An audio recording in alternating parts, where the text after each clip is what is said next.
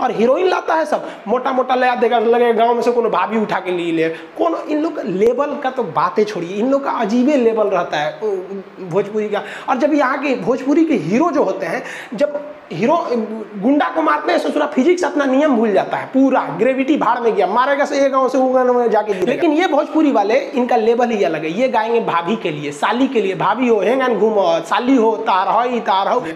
इसी में कहा गया है कि मीडिया का भी स्वतंत्रता है, मीडिया भी चाहे तो जो बोल सकती है, लेकिन हाँ आप दायरे में रह के बोलेंगे। आपको जहां आज़ादी दी गई है वहीं कहा गया है कि आप किसी को ठेस नहीं पहुंचाएंगे अपनी बातों से। तो मीडिया की भी स्वतंत्रता है। इसी स्वतंत्रता का फायदा उठाकर आज मीडिया जो है वो देश को चौपट कर रहा है। अगर आप मीडिया का फिलहाल का रूप देखेंगे तो सुशांत सिंह राजपूत, देखिए सुशांत सिंह राजपूत जी जो थे वो नेपोटिज्म के खिलाफ उठ के बहुत आगे आए थे। बहुत लोग को लगता है नेपोटिज्म क्या है, देखिए इसका मतलब होता है पक्षपात या भाई भतीजावाद। ये फिल्म इंडस्ट्री में बहुत ही ज्यादा होता है।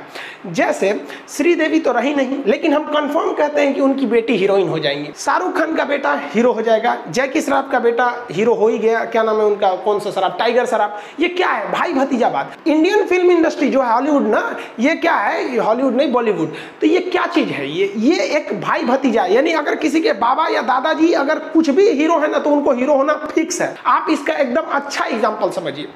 एक क्रिकेटर विराट कोहली ने शादी किया अनुष्का शर्मा से। अनुष्का शर्मा हीरोइन है। अब इनसे जो लड़का पैदा होगा, मान लीजिए कि वो बेटा पैदा हुआ सपोज, अब वो बेटा चाहेगा कि हम पिता की तरह क्रिकेटर बने तो कंफर्म नहीं बन पाएगा, क्योंकि अगर उसमें योग्यता है तभी वो भारतीय क्रिकेटर इंडस्ट्रीज में आ पाएगा। लेकिन अगर वो क्रिकेटर नहीं बन पाया ना तो हम आपको 110% गारंटी देते हैं कि उनकी जो मम्मी है अनुष्का शर्मा उसको तो हीरो बना ही देंगी। ये होता है नेपोटिज्म। यानी अगर आपका बॉलीवुड में पहुंच है तो आप हीरो बनना फिक्स है, नहीं तो लात जूता खाते रहिए। ऐसे नेपोटिज्म के खिलाफ हमारे सुशांत सिंह राजपूत बढ़ चढ़ के हिस्सा लिए और एक मुकाम तक पहुंचे। भगवान उनकी आत्मा को शांति दे, सीबीआई जल्दी से जांच करे, जो गुनहगार हैं उन्हें कड़ी से कड़ी सजा दे। लेकिन मीडिया क्या कर रहा है, एक सुशांत सिंह राजपूत के लाश पर राजनीति हो रही है। और हम सुशांत सिंह राजपूत को भी कहते हैं ना कि भैया हम आपको गारंटी कहते हैं, अगर बिहार में चुनाव नहीं होता ना तो लोग आपको, ये जो नेता लोग आपके रहनुमा बन रहे हैं ना, वो नहीं बनते। आप याद कीजिए जब आप केदारनाथ मूवी लाए थे, लोग आपको गालियां दे रहे थे कि लव जिहाद को बढ़ावा दे रहा है। यही व्यक्ति है ना कि हम गालियां दिए थे। आप उठा के केदारनाथ की जब मूवी आई थी तो नेट पे सर्च करिए, लोग इन्हें गालियां दे रहे थे। लेकिन अब क्या है, चुनाव है तो सब चीज कर दोगे, वो अलग मैटर है। इसमें कूद गई ई बहन जी, कंगना रनौत, इनके साथ भी गलत हुआ। कैसे गलत हुआ कि भाई इन्होंने अभिव्यक्ति की आजादी है, इन्होंने खुल के कह दिया कि भाई हमारे अनुच्छेद 19 का 1 कहता है कि आप आजाद हैं बोलने के लिए। तो मीडिया भी जहर उगल रहा है, उसको कोई मतलब नहीं है कि जीडीपी -23%, 23.9 चली गई, उससे उसको कोई बहस नहीं है। डेली एक दिन में कोरोना 1 लाख मरीज जा रहे हैं, ये सब उसके लिए मायने नहीं रहे, क्योंकि उसे अभिव्यक्ति की आजादी है।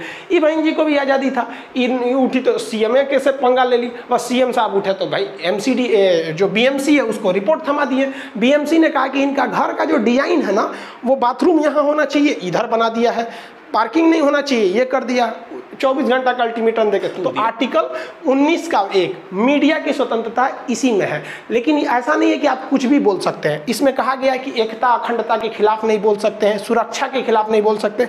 इसी में एक है मोरल, किसी से अभद्र भाषा का प्रयोग नहीं कर सकते हैं। इसी में रिपब्लिक टीवी वाले को पकड़ लिया जो ड्रग दो चिल्ला रहे थे, उसको उन्होंने उद्धव ठाकरे मुख्यमंत्री को बोल दिया। उन्होंने कहा कि भाई हमारे सम्मान के खिलाफ बोल दिए आप, मोरल के खिलाफ नहीं बोलना चाहिए। तो इनको मीडिया को भी स्वतंत्रता। अगर आप देखिए अभिव्यक्ति की स्वतंत्रता का दूसरा दुरुपयोग तो ये भोजपुरी वाले लोग कर देते हैं।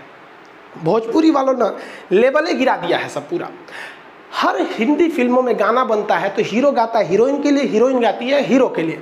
लेकिन ये भोजपुरी वाले, इनका लेवल ही अलग है। ये गाएंगे भाभी के लिए, साली के लिए, भाभी हो हेंगन घूमो, साली हो तार हो, मतलब ये ऐसा गाना बर्बाद करते हैं। देखिए ये समाज के लिए एक दीमक बन चुके हैं।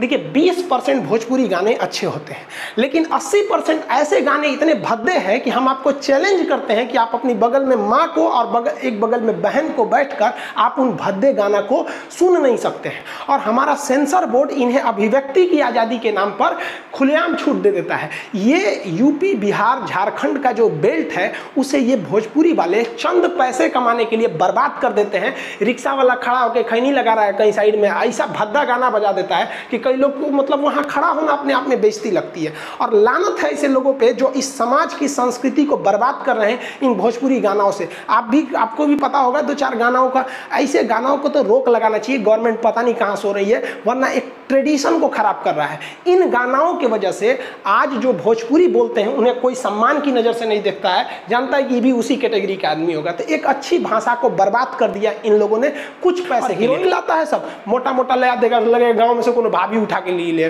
कौन। इन लोग लेवल का तो बातें छोड़िए, इन लोग का अजीबे लेवल रहता है भोजपुरी का। और जब यहाँ के भोजपुरी के हीरो जो होते हैं, जब हीरो गुंडा को मारते हैं ससुरा फिजिक्स अपना नियम भूल जाता है, पूरा ग्रेविटी भाड़ में गया, मारेगा से एक गांव से वो गांव में जाके गिरेगा। इस सबको भी रोक लगाना चाहिए। अभिव्यक्ति की आज़ादी इतना मत दीजिए कि किसी समाज को बर्बाद कर दिया।